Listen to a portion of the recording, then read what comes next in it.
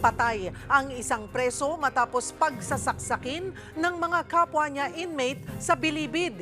Isa sa nakikitang motibo ay ang mga nakaaway umanong politiko ng biktima. Magbabalita si Gary De Leon. Ihahatid lang sana ng Persons Deprived of Liberty o PDL na si Ricardo Peralta ang kanyang dalaw. Nang abangan at pagsasaksakin siya ng 4 na preso sa maximum security compound sa Bilibid.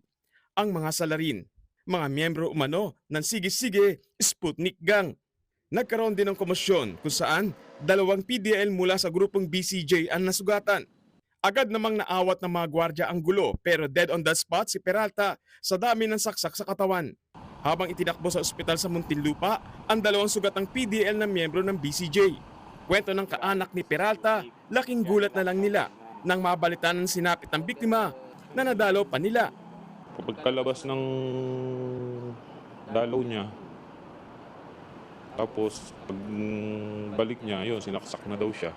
Sa kilikili, 5 sa katawan. Meron isa sa puso. Matagal na raw na may banta sa buhay ni Peralta. Nagsimula raw ito nang makabangga niya ang isang pamilya ng politiko sa Nueva Ecija.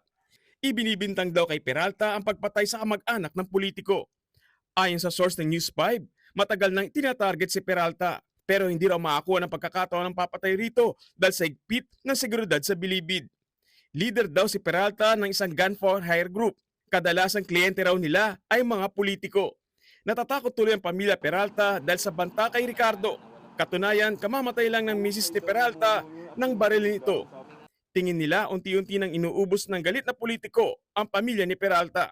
Sa isang pahayag, ipinag-utos naman ng Bureau of Corrections ang pagpapatupad ng mas mahigpit na seguridad sa mga piitan para masigurong hindi magkakagulo kasunod ng pagpatay kay Peralta. Pinangangambang kasing mauwi ito sa riot ng grupong BCJ at Sputnik. Patuloy ang investigasyon. Para sa 1PH, Gary De Leon, News 5.